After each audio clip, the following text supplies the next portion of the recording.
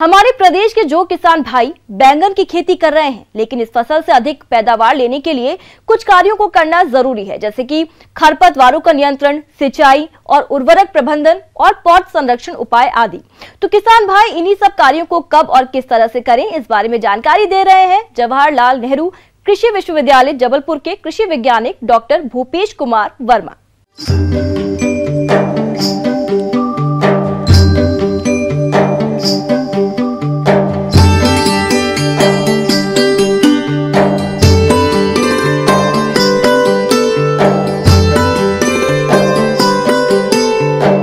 आज आपको बैगन की खेती के बारे में बताऊंगा।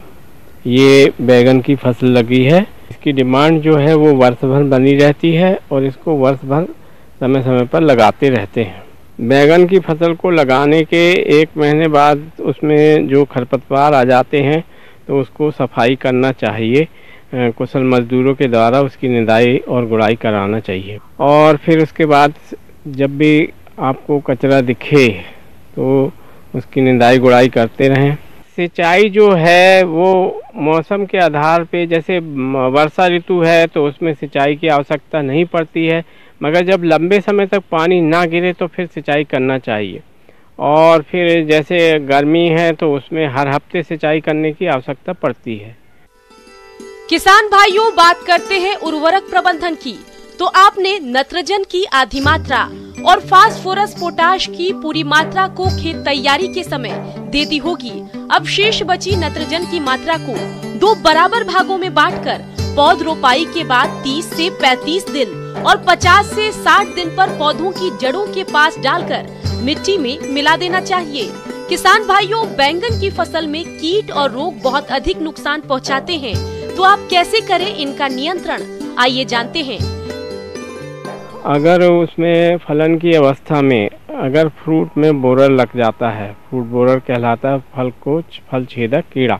फलों में आप देखेंगे कि वो छेद करके अंदर घुस जाता है और अंदर ही अंदर खाता रहता है। उसको ऊपर से छेद भर दिखता है, अंदर कीड़ा रहता है। जब काटेंगे फल को तो अंदर काला निकलेगा, बिल्कुल खाया हुआ उसका, और उसका मैगट रहेगा अंदर। किसान भाइयों, फल और तना छेदक कीट के नियंत्रण के हेतु फसल में 6 से 7 प्रति एकड़ फोरेमेन ट्रैप लगाने चाहिए। इसके साथ फसल में लाइट ट्रैप का भी प्रयोग करना चाहिए। यदि नुकसान आर्थिक क्षति स्तर से अधिक है तो आप रासायनिक नियंत्रण के लिए 1 मिलीलीटर इंडोक्सा कार्ब दवा को 1 लीटर पानी के हिसाब से घोल बनाकर फसल पर छिड़काव करें, जिससे फल और तना छेदक कीट का नियंत्रण हो जाएगा। भटे में एक रोग आता है लिटिल लीफ ऑफ ब्रिंजल। उसमें क्या होता है कि पूरे पौधे में जो पत्तियां हैं वो छोटी छोटी हो जाती हैं, गुच्छे में हो जाती हैं, फूल भी गुच्छे में हो जाते हैं और वो पौधा जो है वो फलता नहीं है। और ये मुख्यतः ये रोग जो है रैटून फसल पे आता है। अगर आपकी पुरानी फसल लगी है और वो वर्षा ऋतु में ये रोग अधिकतर रहता है और इस रोग का प्रसारण रस चूसने वाले कीड़ों के द्वारा होता है, तो इसलिए रस चूसने वाले कीड़ों का नियंत्रण करते रहना चाहिए। और अगर ऐसे पौधे लिटिल लीफ वाले पौधे दिखें आपको खेत में तो उनको तत्काल उखाड़ कर और जला दें या बाहर फेंकें। किसान भाइयों, रस चूसक कीटों के नियंत्रण के लिए फसल में पीले चिपचिपे प्रपंच 10 से 12 प्रति एकड़ की दर से लगाएं और नीम तेल 5 मिलीलीटर प्रति लीटर पानी के हिसाब से घोल बनाकर फसल पर 10 से 15 दिन के अंतराल पर छिड़काव करते रहें। शुरू से ही उसमें रस चूसक कीट जो है एफिड और जैसिड जो है वो उनका प्रकोप होता है। तो इसके लिए इमिडाक्लोरोपिड है, आधा ml पर लीटर पानी में घोलकर इसका छिड़काव करते रहना चाहिए। 15 से 20 दिन के अंतराल पे करते रहना चाहिए। जब इसका छिड़काव करते हैं अपन तो फसल को हार्वेस्ट तोड़ने के बाद, फलों को तोड़ने के बाद करें, या अगर कर रहे हैं तो फिर उसके बाद 12 से 15 दिन तक फलों को ना तोड़ें, क्योंकि फल में रेसिडुअल इफेक्ट होने के कारण से जो कंज्यूमर है वो खाएगा फलों को तो उसके स्वास्थ्य के ऊपर हानिकारक प्रभाव पड़ेगा। तो अगर ये छोटी छोटी बातों को आप ध्यान में रखेंगे तो इससे अधिक से अधिक पैदावार मिलेगी आपको। किसान भाइयों, अभी तक आपने खेती से जुड़ी हुई कुछ उपयोगी जानकारियां देखी। अब लेते हैं एक छोटा सा ब्रेक, जल्द ही लौटेंगे और कार्यक्रम में आगे भी हैं खेतीबाड़ी से जुड़ी महत्वपूर्ण जानकारियां, तो बने रहिए हमारे साथ।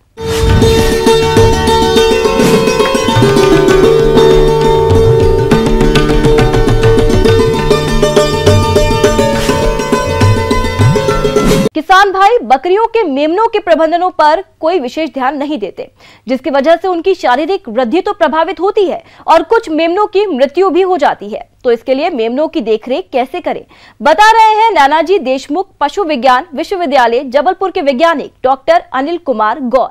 आज मैं आपको बताऊंगा कि बकरियों के मेमनों की देखभाल और देखभाल के साथ साथ उनमें होने वाले रोग और उनके रोगों की रोकथाम कैसे करें, इस पर जानकारी देने के लिए उपस्थित हूँ।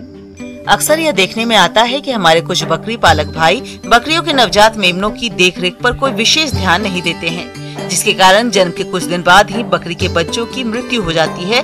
तो इस मृत्यु दर को कम करने के लिए बकरी पालक क्या करें, आइए जानते हैं। जैसे ही बच्चा बाहर निकलने को होता है तो धीरे धीरे हमें निगरानी रखते हुए बच्चे, जैसे ही बच्चा जन्म लेता है, लेने के पश्चात हमारा सबसे पहला कर्तव्य ये होता है कि उस बच्चे के जितने भी खुले द्वार होते हैं, जैसे कि सबसे पहले हमें नसका द्वार, उसमें से श्लेष्मा झिल्ली को अलग करना अति आवश्यक है। क्यों? क्योंकि बच्चे ने जन्म लिया है तो सबसे पहले वह श्वसन क्रिया सबसे पहले प्रारंभ कर सके, तभी उसको जीवन प्राप्त होता है। फिर वह करने के पश्चात आँख से, कान से, नाक से, मुंह से, उसके जो गुदा द्वार है उन सभी जगह से उसको हमको पहुंच लेना चाहिए अच्छे से। और बकरी स्वयं भी जो होती है अपने बच्चे को पास में जब रहती है तो चाटती है। चाटने से क्या होगा कि बच्चे का जो शरीर है वह पूरी तरह से शुष्क हो जाएगा, किसी तरह की नमी नहीं रहेगी। उसके पश्चात हमें उनके जो खुर होते हैं उन खुरों को हल्के हाथ से तोड़ देना चाहिए, ताकि बच्चा आसानी से खड़े होने का प्रयास कर सके और वो खड़ा हो सके। पहला हमें जो उसकी नाभिनाल होती है, ये इसको जो है हमें 4 घंटे के अंदर स्टेरिलाइज जो कैंची होती है उसके माध्यम से उसको 2 सेंटीमीटर के करीब जो है काट दें। साथ में उसको धागे से जो वो कि टिंचर आयोडीन में डिप किया हुआ हो उससे उसको बांध दें नाभिनाल को, और एक सीसी में थोड़ा टिंचर आयोडीन या भर के रख लें और दिन में 3 बार उस नाभिनाल में उसको डुबाना जरूरी है, डुबकी देना जरूरी है। इस तरह से हम करेंगे तो नाभिनाल से जो पाचन तंत्र की जो बीमारियां बच्चों में होती हैं वो किसी भी तरह से प्रवेश नहीं कर पाएंगे। किसान भाइयों, बकरियों के नवजात बच्चों का शारीरिक विकास अच्छा हो, इसके लिए उनकी आहार व्यवस्था किस तरह से करें, इसकी जानकारी कुछ इस तरह से है। अगर हम सावधानी रखेंगे, तापमान, शरीर के तापमान के अनुसार दूध या खीस को पिलाएंगे तो दस्त रोग पर नियंत्रण काफी हद तक किया जा सकता है। शरीर भार का एक 10वां हिस्सा, मान लीजिए किसी बकरी के बच्चे का वजन 2 किलोग्राम है, तो हमको उसको क्या है कि एक 10वां हिस्सा जो है 4 बार में बच्चे को पिलाना होगा। यानी आप सुबह जैसे पिलाएंगे 6-7 बजे के आसपास, फिर उसके बाद जो है 6 घंटे के बाद पिलाना है आपको, 11-12 बजे के आसपास पिला दीजिए, फिर 4-5 बजे पिला दीजिए, फिर रात्रिकालीन समय में पिला दीजिए। इस तरह से हम विभिन्न भागों में खीस को, या खीस जो होती प्रथम 5 दिवस तक पिलाना जरूरी होता है। प्रथम 5 दिवस के पश्चात जो है खीस के पश्चात दूध अपनी सामान्य अवस्था में आ जाता है। प्रथम माह में जो है हमें दूध 24 घंटे में 4 बार पिलाना है। शरीर भार का एक 10वां हिस्सा, उसको 4 हिस्से में बांट दें। दूसरे माह में जो है हम उसकी आवृत्ति कम कर देते हैं, मतलब दिन में 3 बार, 24 घंटे में 3 बार उसी दूध को पिलाना है, और तीसरे महीने में दिन में 2 बार दूध पिलाना है। 2 माह के पश्चात क्या होता है कि जो अमाशय होता है बकरी के बच्चों का, वह 4 भागों में विभक्त हो जाता है, और तभी रूमन के डेवलप होने के पश्चात बकरी के बच्चे में सर्वप्रथम हम क्या करते हैं, झाड़ पेड़ की पत्तियां जो है उनको डगाले लटका देते हैं तो बच्चे वो पत्तियां खाना शुरू कर देते हैं, क्योंकि उनके रूमन में क्रूड फाइबर को पचाने की क्षमता विकसित हो जाती है और धीरे धीरे वो हरे चारे के ऊपर निर्भर होना प्रारंभ कर देते हैं। के आसपास जो है दाना मिश्रण देना अति आवश्यक होता है। इस दाना मिश्रण में मक्का का दलिया होता है, खली होती है, चुनी होती है, चोकर होती है, खनिज लवण व नमक होते हैं। इस तरह से अगर हम संतुलित आहार देंगे तो हमारे जो नवजात बकरी के बच्चे हैं वो स्वस्थ भी रहेंगे, शारीरिक वृद्धि अच्छे से प्राप्त कर लेता है और आगे चल के वही अगर बकरी का बच्चा है, चाहे वो नर हो या मादा हो, आगे चल के हमें अच्छी उत्तम नस्ल की बकरी प्राप्त होती है और उत्तम नस्ल का बकरा प्राप्त होता है। तो इन्हीं सब बातों को ध्यान में रखते हुए बकरी पालन जो है वो आपके लिए एक महत्वपूर्ण घटक है। अगर आपके पास खेती है उसके साथ में भी ये फायदेमंद है। आगे और भी हैं खेती बाड़ी से जुड़ी हुई बहुत सी रोचक जानकारियां, पर यहाँ पर रुकेंगे एक और ब्रेक के लिए। जल्द हाजिर होते हैं।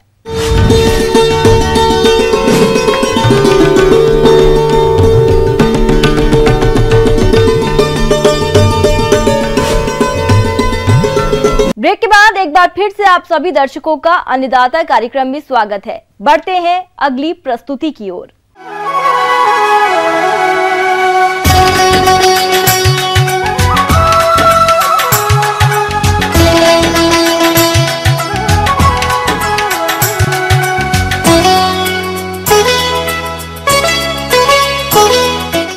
प्याज की फसल में कुछ कीट और रोगों का प्रकोप हो रहा है, तो किसान भाइयों समय रहते प्याज की फसल में लगने वाले कीट रोगों की पहचान कैसे करें और इनकी रोकथाम के लिए कौन से तरीकों को अपनाएं, इस बारे में उचित सुझाव दे रहे हैं कृषि विषय विशेषज्ञ इरफान खान।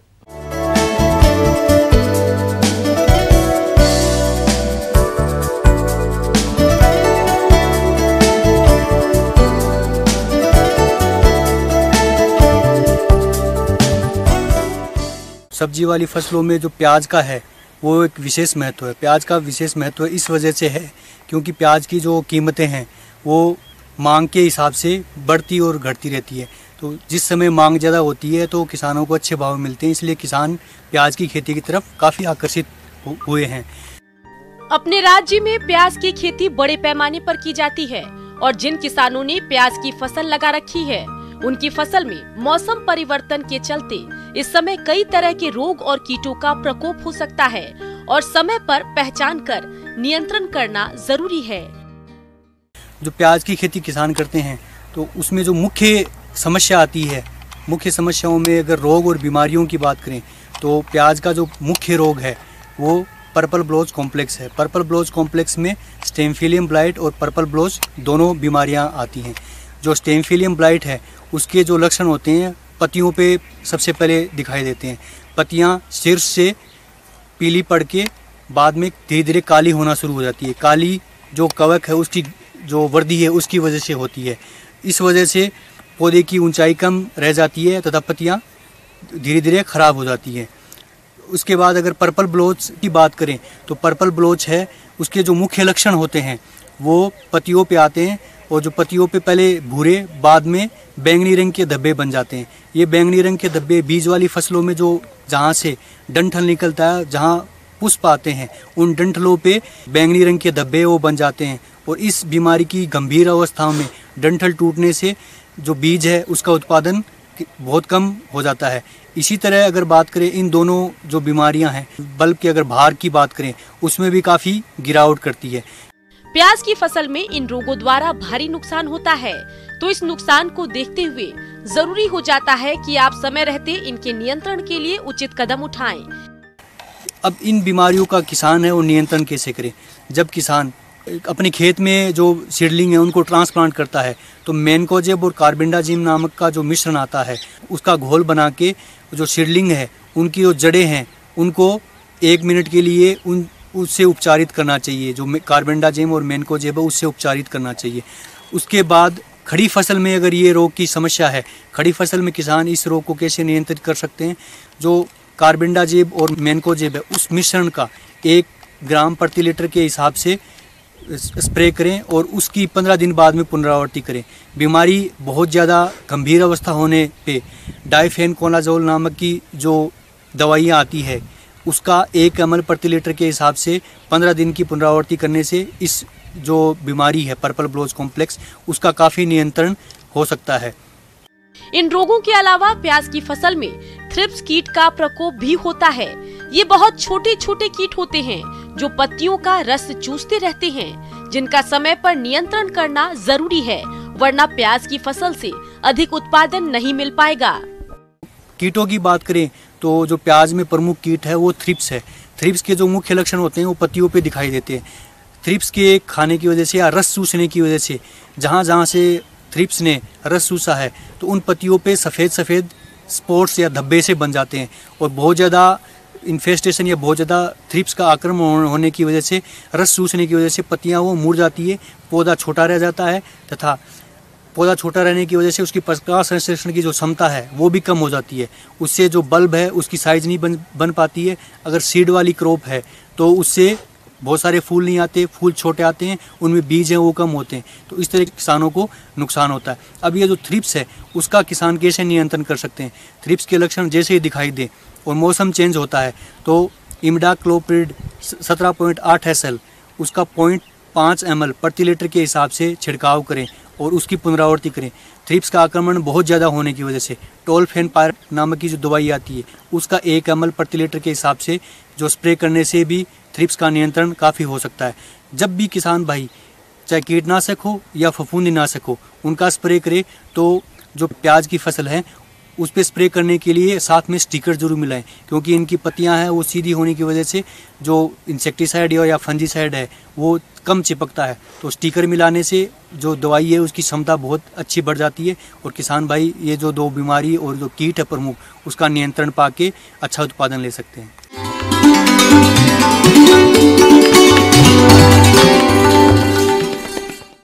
अन्नदाता हेल्पलाइन निशुल्क फोन संपर्क सेवा के माध्यम से आपके द्वारा पूछे गए प्रश्नों में से 1 या 2 महत्वपूर्ण प्रश्न को हम अपने कार्यक्रम में शामिल करते हैं। इसी के तहत आज का चयनित प्रश्न और उसका जवाब इस प्रकार है।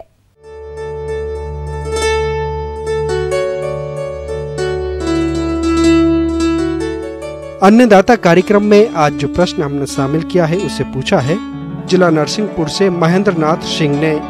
आप ऑयस्टर मशरूम उगाने की तकनीक पर जानकारी चाहते हैं तो महेंद्र नाथ जी आपकी जानकारी के लिए देखिए कार्यक्रम का यह अंश।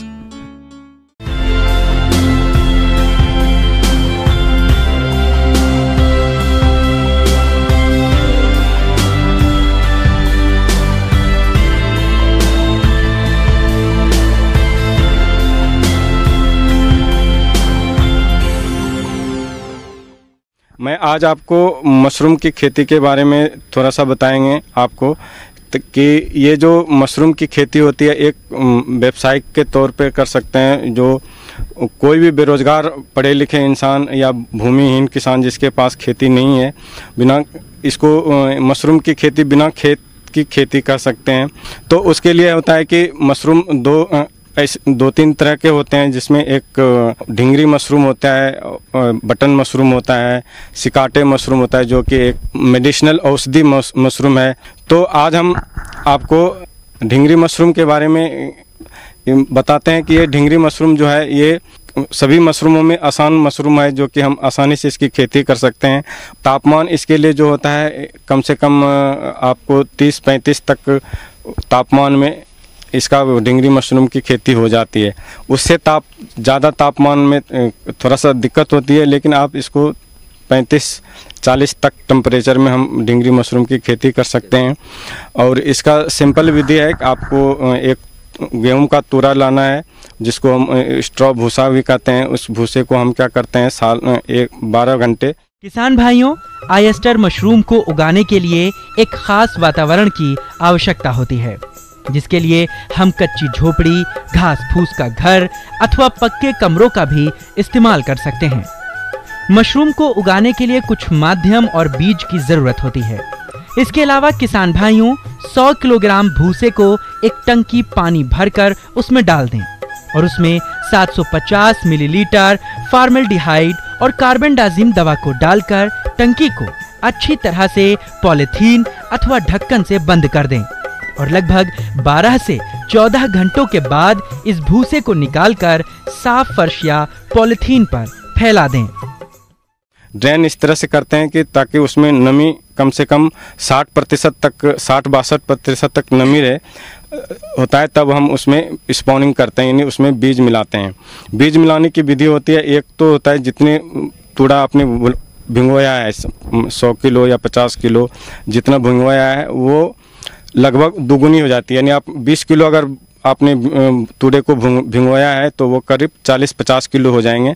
तो उसमें फिर आप 3% के हिसाब से हम उसमें बीज मिला देते हैं और मिला करके एक 24/18 यानी 3 से 5 किलो प्रति पॉलीथीन बैग में उसको जमा करके भर करके उसको रखते हैं। इस तरह से घर में झोपड़ी में रैक बना करके हम उस रैक पे रख देते हैं और उसके अंदर हम एक अंधेरा नुमा रहना चाहिए। झोपड़ी में क्या होता है, अंदर में अंधेरा रहना चाहिए और उसमें सफोकेशन टाइप का होना चाहिए ताकि उसमें जो मशरूम है वो बरबार करता है।